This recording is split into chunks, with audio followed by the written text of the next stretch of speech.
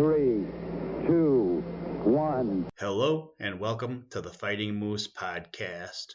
I'm your host and narrator, Jason Hendrickson. This is a podcast where I retell stories, some fictional and some historical, that can be enjoyed by people of all ages. Here we go again. I'm testing out a new microphone, just with different settings.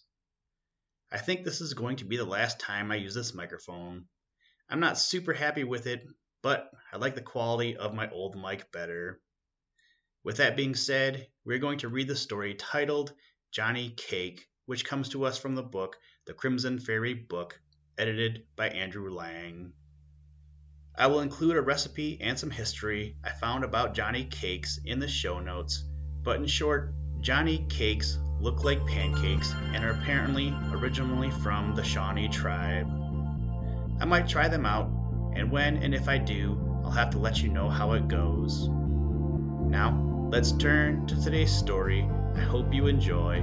Let's begin. Liftoff. We have a liftoff.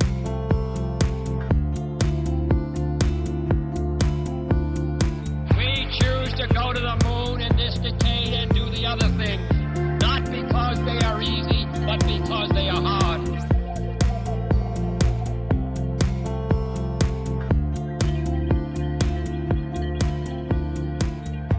Johnny Cake. Once upon a time, there was an old man and an old woman and a little boy. One morning, the old woman made a Johnny Cake and put it in the oven to bake. You watch the Johnny Cake while your father and I go out to work in the garden.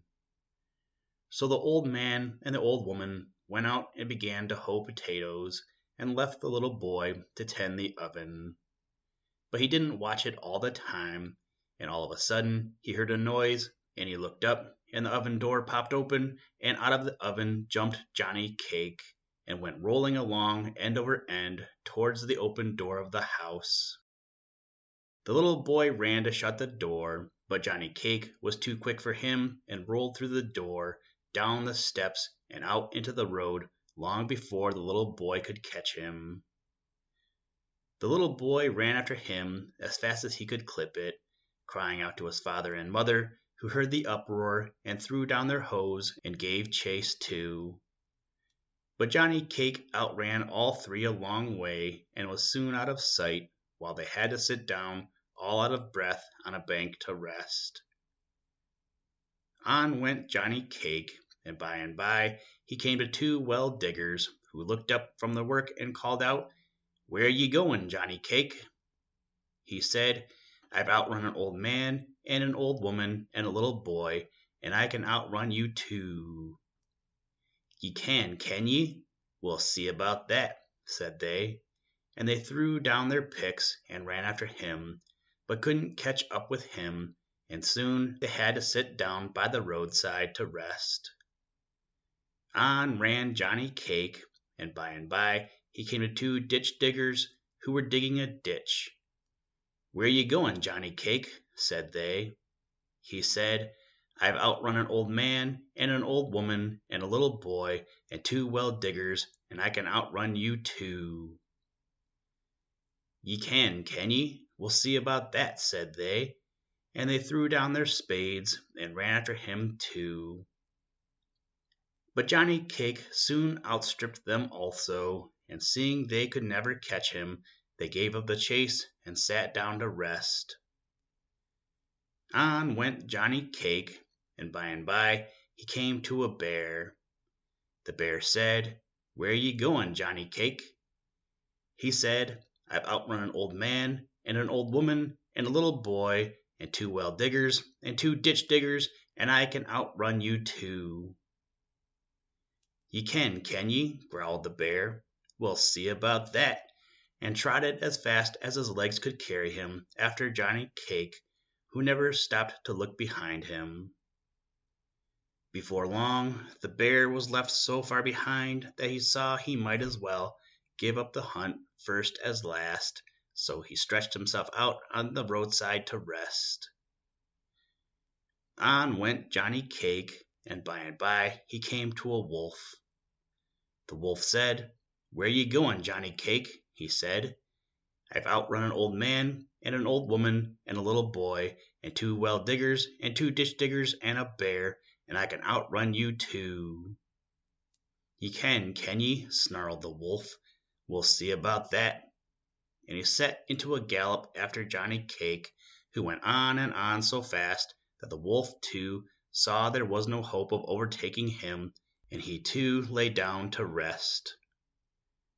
On went Johnny Cake, and by he came to a fox that lay quietly in a corner of the fence.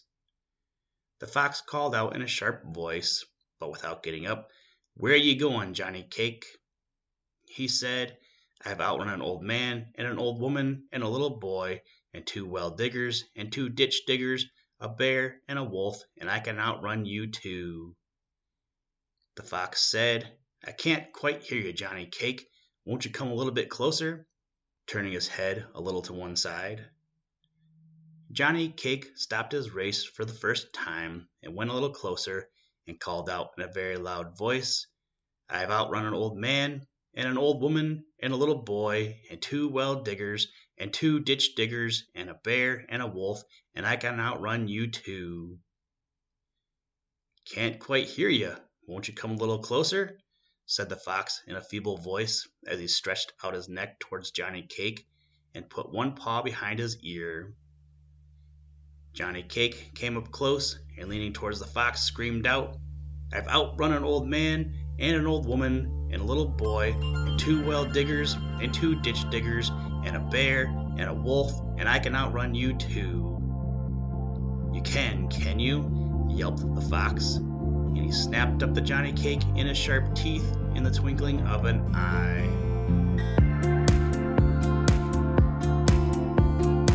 Listen, Tranquility Base here. The Eagle has landed.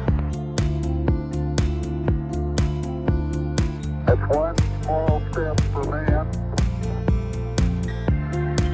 one giant leap for mankind.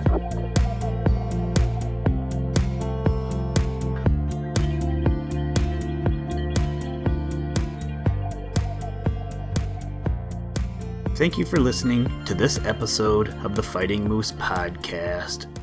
Please join us next time as we read another exciting story. Today's music was provided by the artist Analog by Nature, and the audio clips were provided from NASA.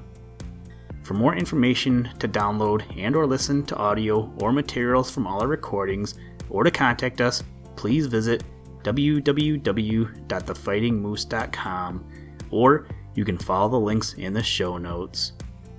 If you enjoy the podcast, please leave us a review wherever you get your podcast or on iTunes, and tell a friend.